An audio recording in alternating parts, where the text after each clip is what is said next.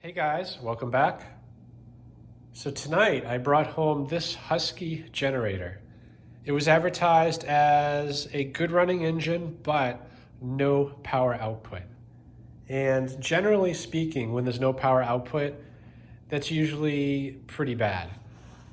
A lot of times it's a bad stator or a bad rotor, in which case it's never going to make power again unless you replace the power head.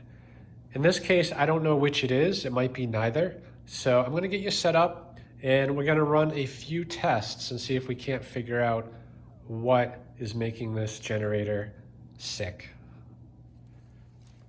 So one test you can do pretty easily, most of the time, is you can test the resistance of the stator through the outlets. Now this is a 240 volt generator, which means it has two 120 legs. So you got to test both to get an idea of what this generator health is. And I don't know the reading on this, but generally the readings are between 0.3 and 0.5. And if you don't know the reading, just compare the two. They should be very close, if not exact.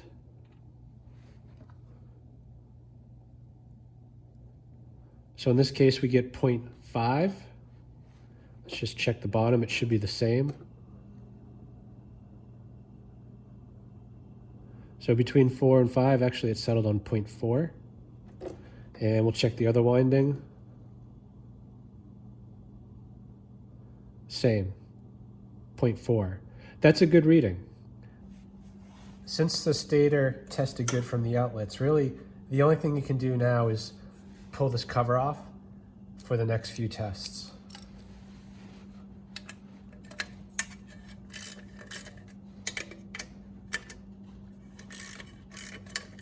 I'm guessing someone already had this off, judging by the fact that the boot isn't installed properly.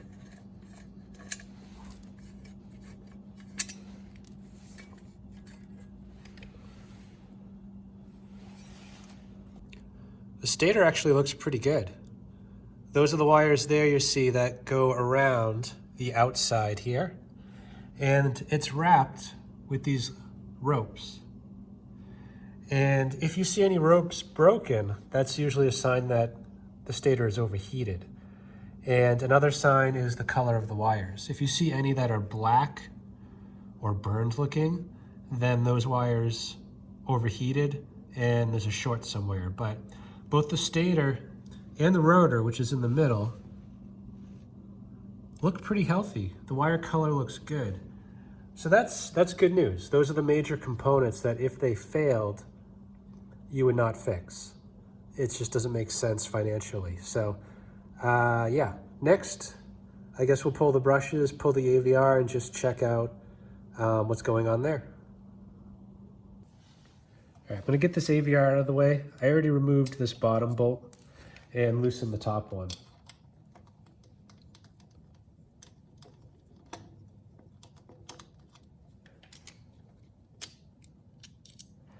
And I'm gonna unplug it from the brushes as well as this harness here. Now this one you don't need to pay too much attention to, it's keyed, so you can only plug it in the right way. But the wires going to the brushes you do need to pay attention to. In this case, positive's on the left, negative on the right, and that's usually also indicated by something on the wire. In this case, it's a little yellow plus on the red.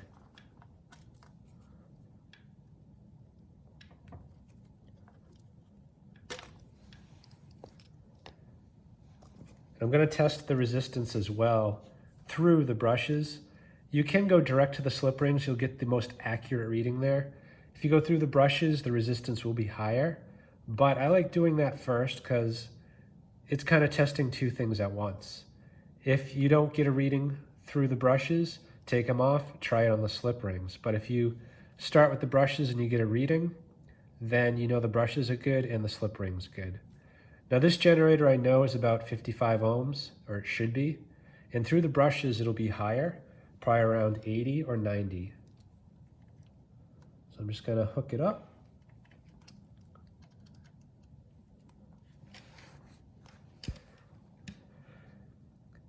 And we get 75.8. That's perfect. So I know the brushes are good, the rotor is good. We previously found out the stator was good. So that pretty much rules out everything in here. It's good. Most likely the problem is with the AVR or a loss of residual magnetism. And most generators that have an AVR don't lose magnetism because they have permanent magnets on that rotor. But I don't know for sure if this does or doesn't. So what I'm going to do is first I'll bring it outside. We'll run it with this AVR, see what we get. Assuming we get nothing, I'm going to hook up 12 volts to the brushes and check the output here on the stator.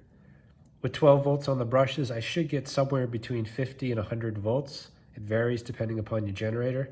But if I get that, then that kind of validates that everything here is good. And assuming I get that, that'll also restore magnetism if it was lost. So I'll reconnect the old AVR, test one more time. If I still get no output, then I'll try a new AVR. And I happen to have one right here. They are the same brand. They look like exactly the same board. The only difference is the new one has a metal case and the old a plastic. Let's get this thing outside and see if we can't get some power out of it.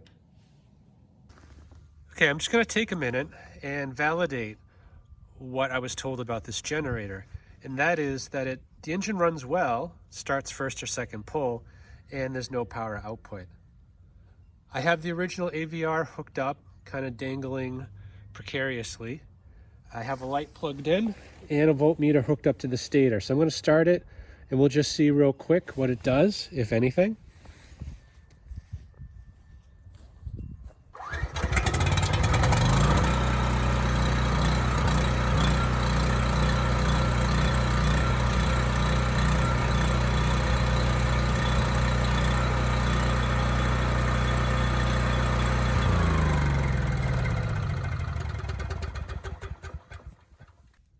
Okay, confirmed. No power output. It was fluctuating between 1 and 3 volts, which is a little odd. I would have expected it to stay a little steadier around 3, somewhere between 3 and 6 volts. The engine did start well, first pull, so don't have a problem there. So what I'm going to do now is unplug this AVR and apply 12 volts to the brushes while it's running and see if that powers this thing up.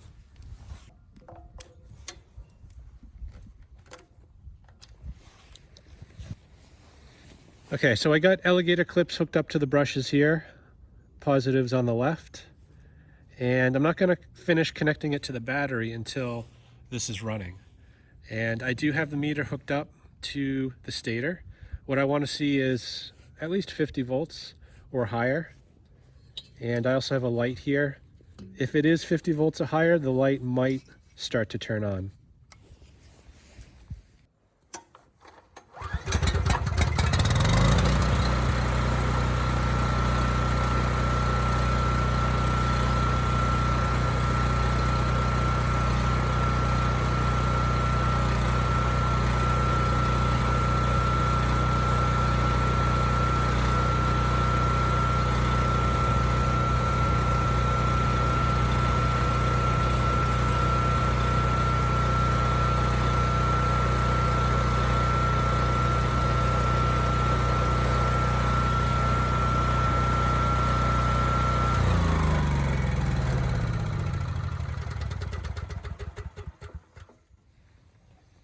Okay, I think that's good. We got 26 volts, lower than I expected, but a good result nonetheless.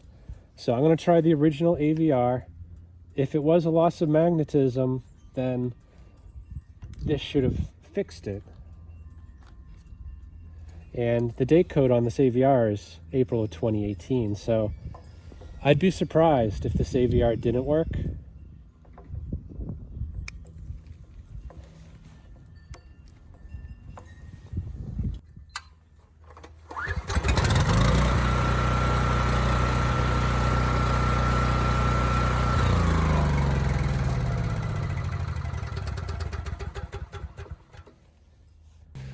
No power out of this AVR, so I'm going to plug in the other one I have, see if there's any difference.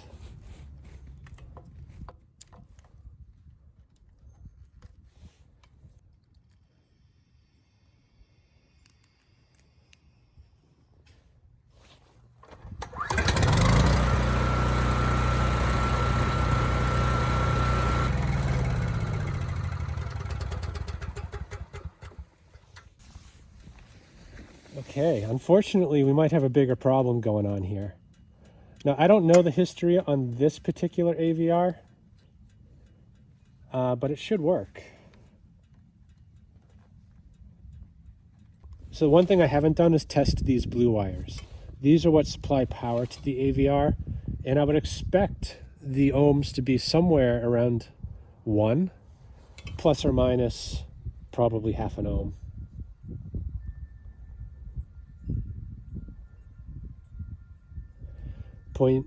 .7, that seems fine to me. Gotta be honest, I'm a little surprised that this didn't power up. Given all the ohms readings, you know, this thing should power up. And even with the new AVR, it did not. Now, when I supplied the 12 volts to the brushes, I did get power out of the stator, but it wasn't the 50 volt minimum I was expecting. It was closer to 25 volts, 30 at best. So clearly I'm missing something here. One test I didn't do, which I probably should have, is an ohms test to ground. And what you want to do is test each coil to ground and make sure that there's no connection whatsoever. So you want to make sure that if you have a neutral bonded generator that you disconnect the bond. And in a lot of cases, there's a wire running from white to green.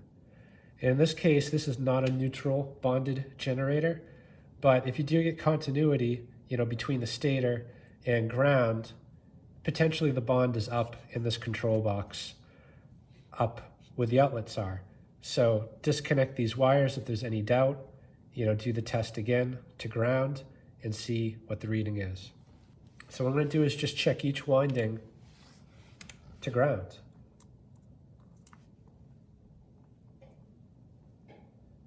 And I get nothing for the first winding.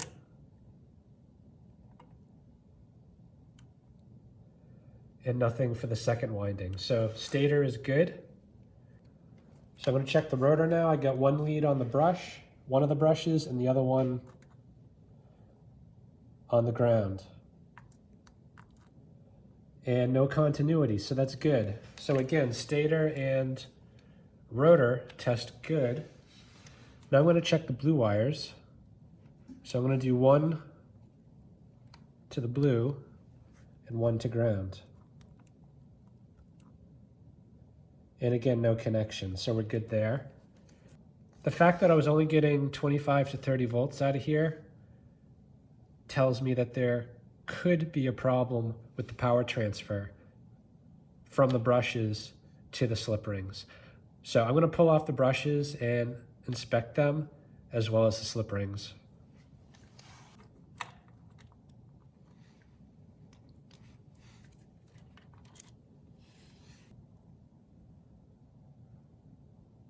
Brushes do not look worn out, but these marks right in the middle look a little bit odd. Not sure what to make of that, but I do have another set of brushes, so I'm going to try those. While we got the brushes out, I'm going to try getting a reading directly from the slip rings.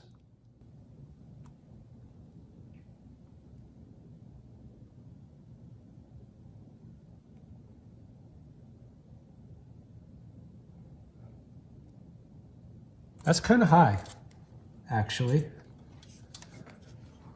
I would expect that reading to be between 50 and 70, and it's kind of right on the edge.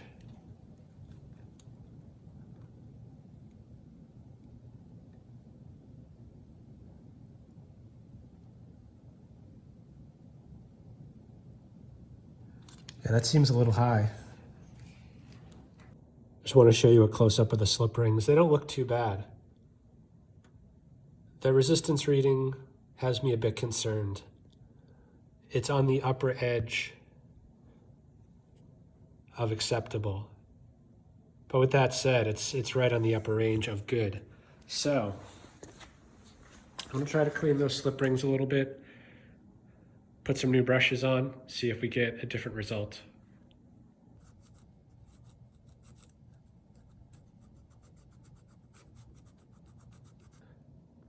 After a quick cleaning, this is what the slip rings look like. They weren't bad before, but they're a little better now. The brushes I'm going to use are the ones on the right. They are more worn out than the ones I took off, but they don't have those funny marks right in the middle. So I'm hoping that this will produce a better result. Gonna try hooking up 12 volts again. The only difference is these are different brushes and the slip rings were cleaned.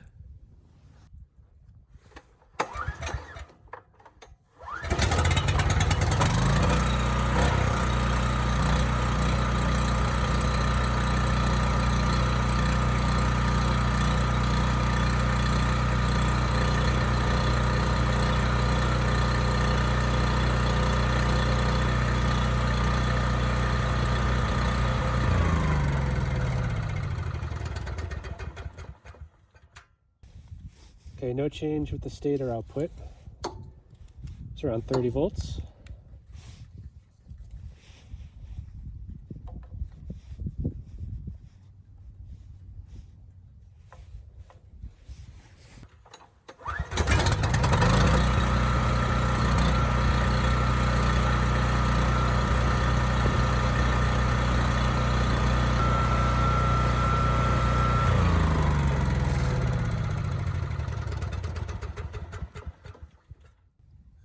This has me stumped, honestly.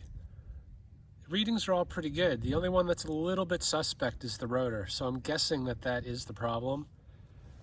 When hooking up 12 volts, I do get 30 volts out, but that's not enough.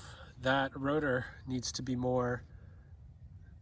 taking more current, basically, to ramp up the voltage, and I think it's not doing that. So I'm gonna bring this back to the garage, get the stator off, and get a better look at what's going on inside.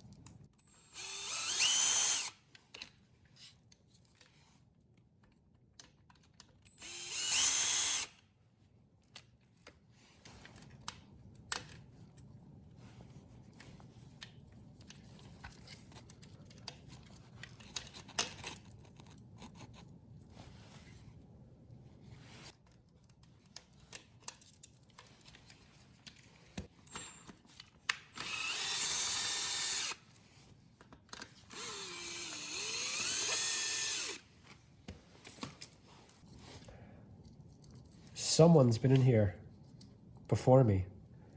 Usually there's washers which are all present, and then a lock washer and then the nut. And 2 of the 4 were missing the lock washer.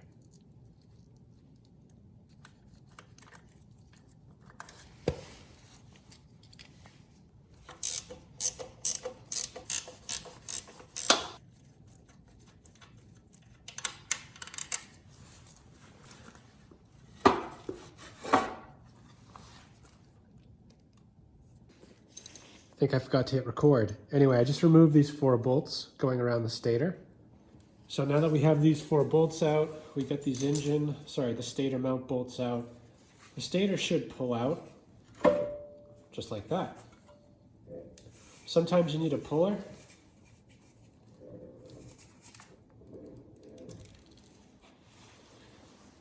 Not seeing anything obvious here.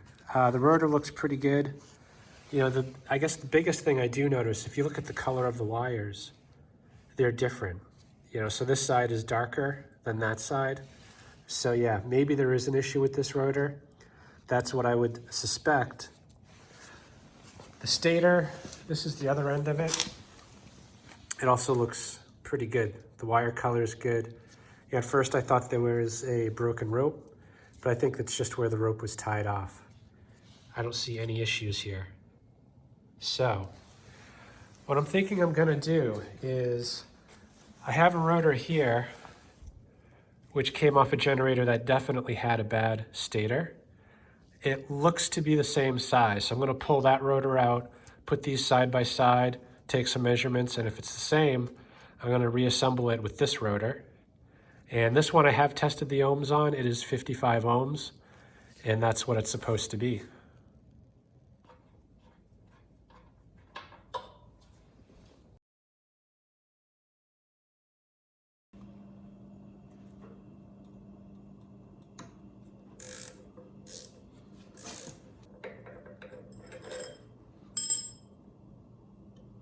Okay, this comes threaded on the Huskies. It's an M12 1.75. I'm just going to put the bolt back in without screwing it in. And that's how long it is before it hits the shaft. Now I have a couple of pre-cut rods. That one's too long. And that one's just right. You can see it leaves, it's about a 1/4 inch shy of coming out, which is what you want. So this rod will go in, and then I'll put the M12 in.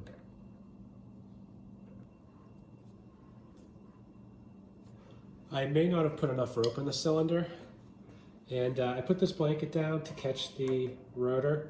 You can kind of hold it too, but in this case, the engine's kind of moving around a lot, so I'm going to hold the engine and torque this down.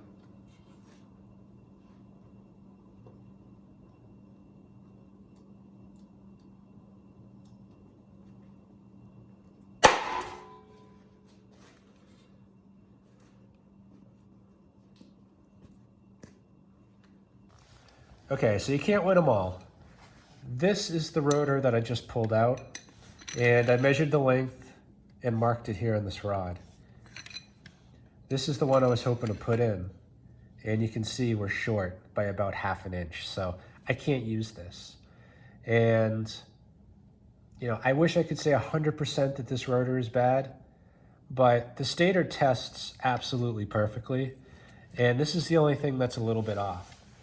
I checked a few other service manuals just to see what the upper limit was, and I checked 3 different manuals.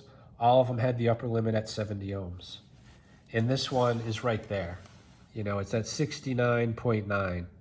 And it pretty much says at 70 ohms, it's trash. It needs to be replaced. And you can see we're at 70. Also, this reading is supposed to be taken at room temperature. It's pretty much freezing in this garage, so the resistance is actually lower the colder it is. So if I were to bring this inside, let it warm up, it would be over 70. And for comparison, this rotor, I know it has a lot of hours on it. It came out of a generator where the stator had melted down, and you can see the wire color isn't as good on this rotor, but when I test it, we get a nice 51.6 ohms. That one's healthy.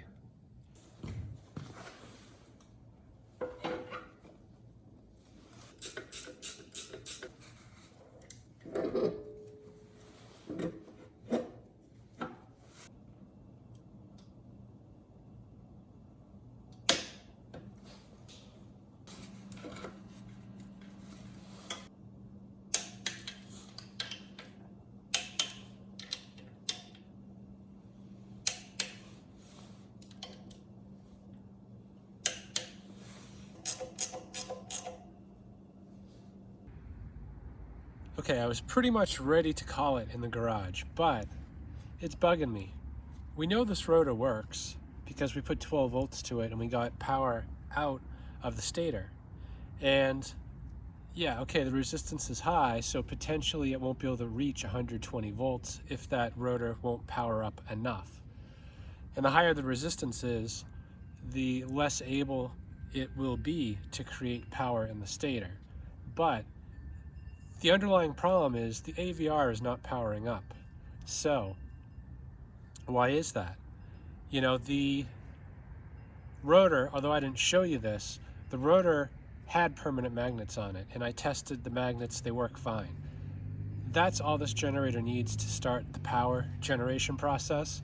And what should be happening is that power is being fed to the AVR from these blue wires, which is where I have this middle meter hooked up to.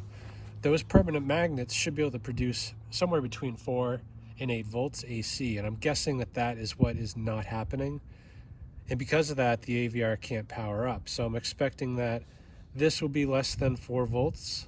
Obviously, we know this is the stator, which is like around 2.5 volts. And this one's hooked up to the DC on the brushes. And I'm expecting that to stay pretty close to 0 since the AVR is not powering up. But let me just start it and see what these gauges do.